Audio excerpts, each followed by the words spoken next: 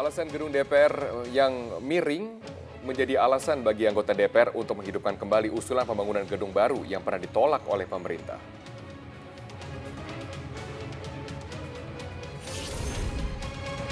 Ratusan simpatisan ISIS asal Indonesia diperkirakan akan kembali pasca jatuhnya sejumlah basis kekuasaan ISIS di Suriah dan Irak.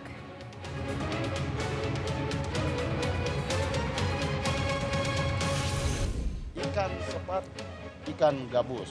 Makin cepat, makin bagus. Ada gula, ada sebut apa Bang? Bacaan namanya disebut oleh Jaksa KPK dalam sidang dugaan keterangan palsu. Wakil Ketua Pansus Angket KPK, Masinton Pasaribu, hari ini mendatangi gedung KPK.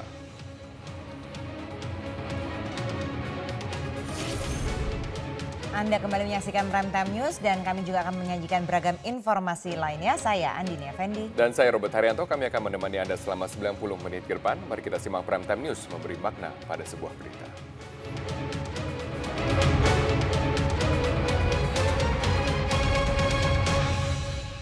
Wakil Presiden Yusuf Kala menegaskan pemerintah tidak akan membangun gedung baru termasuk rencana gedung baru untuk DPR. Yusuf Kala menjelaskan pemerintah melakukan moratorium untuk seluruh pembangunan gedung baru di pemerintahan. Sejak Desember 2014, pemerintah telah memberlakukan moratorium untuk pembangunan gedung baru. Moratorium berlaku secara umum termasuk untuk pembangunan gedung DPR. Lebih lanjut, Wapres menjelaskan moratorium hanya dikecualikan untuk pembangunan gedung sekolah dan rumah sakit. Pemerintah berharap DPR dapat memahami hal ini.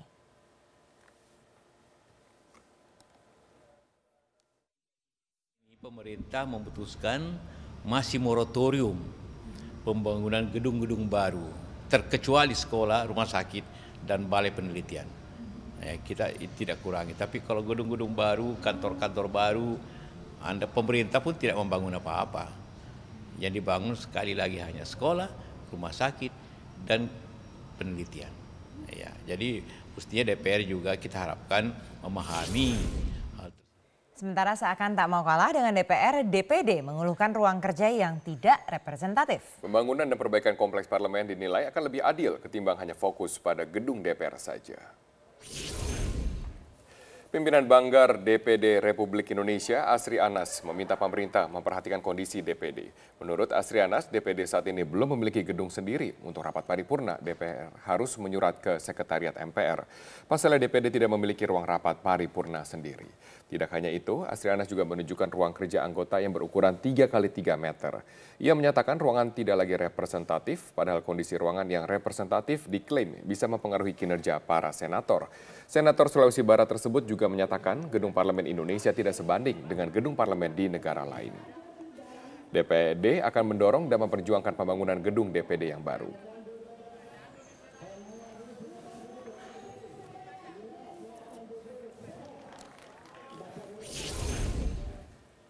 Permintaan gedung baru DPR yang menjadi sorotan karena hingga kini kinerja legislasi DPR tidak pernah memenuhi target. Misalnya dari target tahun ini menyelesaikan 50 rancangan undang-undang hingga akhir Juli kemarin, baru 4 yang diselesaikan. Ketok palu rancangan undang-undang penyelenggaraan pemilu di bulan Juli 2017 adalah produk legislasi keempat yang diselesaikan anggota DPR RI. Padahal di tahun 2017 ini masih ada 46 rancangan undang-undang yang harus diselesaikan. Tahun 2016 lalu dari target 50 RUU yang seharusnya disahkan, hanya 10 RUU prolegnas prioritas dan 8 RUU kumulatif terbuka yang diselesaikan. Demikian pula dengan periode sebelumnya, masa tugas 2009-2014. Dari target 247 rancangan undang-undang, hanya selesai 126 rancangan undang-undang. Permintaan pembangunan gedung baru DPR dengan alasan menunjang kinerja anggota Dewan. Demikian juga dengan pembangunan apartemen di kawasan Taman Ria Senayan. Antara kinerja dengan fasilitas, manakah lebih dulu yang harus direalisasikan? Dari Jakarta, Tim Liputan, Metro TV.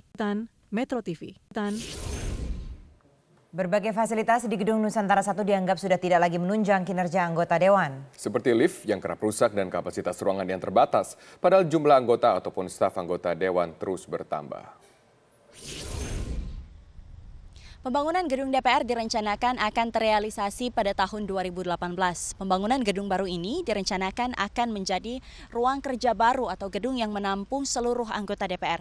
Kita melihat bagaimana sebenarnya kondisi dari Gedung Nusantara 1.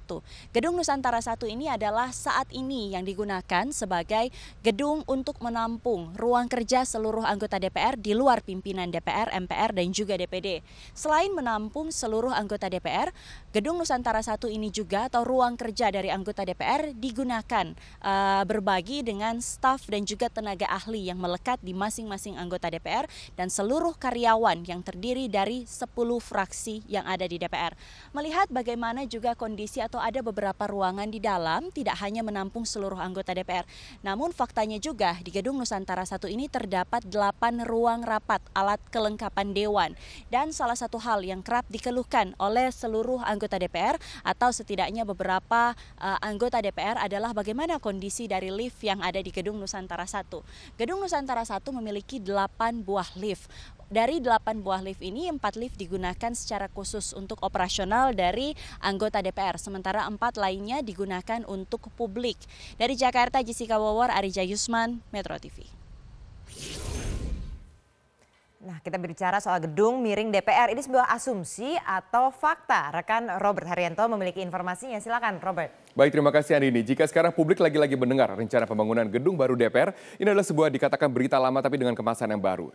Mengapa begitu? Karena sejak tahun 2009 DPR terus berusaha untuk menggolkan dari target mereka mempunyai gedung yang baru yang mereka katakan dapat membawa wibawa Indonesia lebih besar lagi di mata dunia. Dan juga mereka mengatakan bahwa saat ini sekarang kondisi dari gedung DPR sudah tidak memadai untuk meningkatkan kinerja mereka karena fasilitas dengan penghuni sudah tidak mumpuni lagi untuk menampung segala staf, segala anggota DPR dan juga segala aktivitas yang berada di dalamnya. Kita akan melihat bagaimana perjalanan statement dari tahun 2009 hingga ke tahun 2017, apa saja usaha-usaha DPR untuk dapat menggolkan dari gedung baru di komplek kawasan parlemen. Kita akan mulai dari tahun 2009 di mana dikatakan pada saat itu Sekjen DPR mengatakan anggaran gedung baru senilai 1,8 triliun rupiah. Dan juga dikatakan pada saat itu saya kutip dari Wakil Ketua DPR Priyo Budi Santoso menyatakan gedung baru DPR sangat diperlukan dan juga diperlukan renovasi gedung baru yang gedung sekarang karena kemiringan gedung sudah mencapai 7 derajat. Kemudian kita beralih ke statement selanjutnya. Priyo Budi Santoso mengatakan gedung baru DPR sudah miring 7 derajat dan argumen ini kembali dimunculkan di tahun 2017. Kita akan lanjutkan ke perjalanan selanjutnya. Ketua DPR di tahun 2011, Marzuki Ali pada saat itu membatalkan pembangunan gedung baru. Kemudian di tahun 2015, DPR akan menjalani proyek gedung perpustakaan dengan anggaran 1,6 triliun rupiah. Kita akan majukan lagi ke statement berikutnya di tahun 2017, yaitu tahun ini. Anton Sihombing mengatakan DPR mengusulkan kenaikan anggaran penataan kawasan parlemen sebesar 5,7 triliun rupiah dan juga Aziz Syamsuddin belum mengetahui dengan pengajuan kenaikan anggaran tersebut. Ini dikatakan adalah sebuah berita lama tapi dengan kemasan yang baru. Di tahun 2009 mereka mengatakan mereka membutuhkan gedung baru yang berbentuk U terbalik untuk meningkatkan dari produktivitas kerja mereka di sana. Kemudian juga di tahun 2015 ada argumen bahwa DPR akan mempunyai sebuah perpustakaan yang terbesar di seluruh Asia Tenggara dikatakan oleh Ketua DPR Ade Komarudin pada saat itu. Dan sekarang di tahun 2017 DPR mempunyai sebuah program dengan nama penataan kawasan parlemen. Ini adalah sebuah kenaikan anggaran di mana anggaran dari BURT untuk kinerja dewan dan juga kesekretariatan di tahun 2017 sebesar 4,2 triliun rupiah. Kemudian dinaikkan rencananya di tahun 2018 tahun depan dengan 5,7 triliun rupiah. Ada selisih sekitar 1,4 triliun rupiah lebih yang digadang-gadang akan menjadi sebuah uang yang digunakan untuk penataan kompleks parlemen. Kita akan melihat sekarang apakah benar argumen dari pemerintah dari DPR tersebut yang mengatakan bahwa gedung Nusantara 1 di DPR sudah miring sebesar 7 derajat. Kita akan lihat gambarnya di depan saya di sini, di mana gedung DPR sekarang adalah Gedung Nusantara 1. Gedung Nusantara 1 ini terletak di sisi paling selatan dari Kompleks Parlemen Senayan, Jakarta. Gedung ini mempunyai 24 lantai dan ini adalah tempat kerja anggota DPR di fraksinya masing-masing. Di lantai dasar gedung digunakan untuk ruang rapat Komisi 6, Komisi 7, Komisi 9, 10, dan juga 11. Kemudian ada juga ruang rapat Mahkamah Kehormatan Dewan di sisi bagian barat gedung. Pada saat masa sidang, lantai dasar gedung juga kerap diisi oleh aktivitas rapat komisi hingga rapat-rapat fraksi. Nah, kemudian sisanya dari bangunan vertikal yang menjulang sampai 24 lantai digunakan oleh fraksi-fraksi yang tahun ini terdiri dari 10 fraksi dengan 560 anggota DPR untuk mereka berkantor di sana.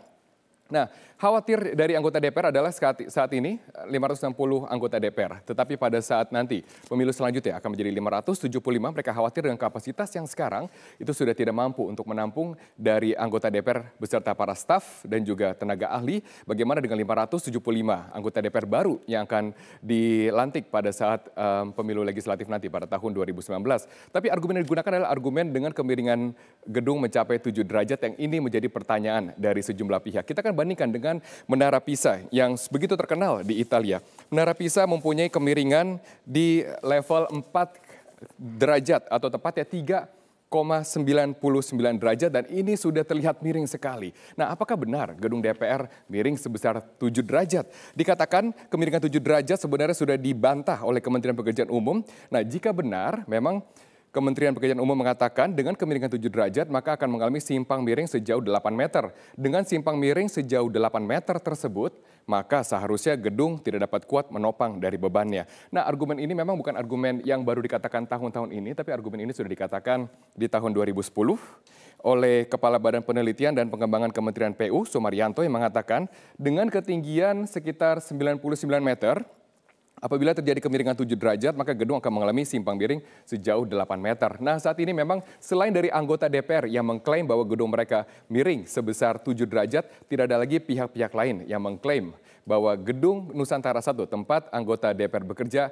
miring sebesar 7 derajat dan itu akan begitu jelas terlihat di mata publik. Nah, kita akan melihat juga bagaimana dengan situasi-situasi gedung-gedung lain yang memang miring di seluruh dunia termasuk di Indonesia. Saya akan hadirkan di sini grafis yang memperbandingkan antara gedung Nusantara 1 yang dianggap miring sejauh 7 derajat dengan gedung-gedung lain yang memang sudah terbukti dan jelas mempunyai biaya pemeliharaan dan juga sudah terbukti dengan audit independen bahwa miring kisaran antara 3 sampai dengan 5 derajat.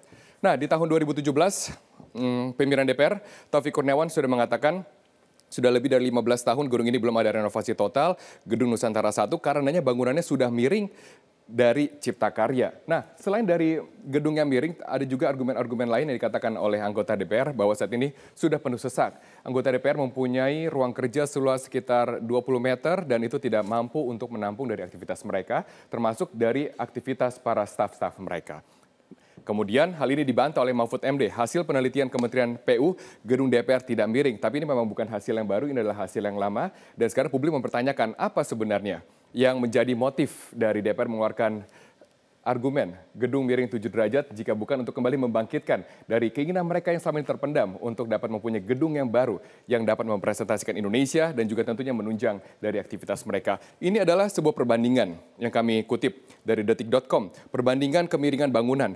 Menara Nusantara 1, tempat anggota DPR bekerja, selama ini dilihat begitu lurus, belum ada laporan dari masyarakat yang mengeluhkan. Mereka ngeri melihat gedung Nusantara 1, tapi dianggap sudah miring 7 derajat. Kita bandingkan dengan Menara Pisa di Italia. Sudah terbukti miring, menjadi salah satu atraktif dari pariwisata di sana. Kemiringannya 3,99 derajat. Kemudian Menara Surhusen di Jerman. Ini sudah terbukti miring 5 derajat dan terlihat sangat miring 5 derajat. Kemudian ada juga yang terletak di Jakarta Utara, Menara Syah Bandar, Sunda Kelapa setinggi 12 meter. Ini memang sudah miring 5 derajat dan memang ada perawatan berkala dari pemerintah setempat, khususnya Pemprov DKI Jakarta untuk merawat dari salah satu lokasi bersejarah tersebut. Nah, sekarang publik menilai apakah memang benar gedung DPR miring 7 derajat dan jika benar harus dibuktikan dengan sebuah audit yang independen yang terlepas dari keinginan DPR dan juga terlepas dari pihak DPR untuk memberikan sebuah fakta yang nyata dan juga basic yang kuat bahwa memang DPR membutuhkan gedung yang baru karena gedung mereka sudah tidak memadai. Tetaplah bersama kami akan kembali dengan informasi Wakil Ketua Pansus KPK, Hak Angket KPK, Masinton Pasaribu mendatangi gedung KPK. Apa alasannya? Tetaplah bersama kami akan kembali sesaat lagi.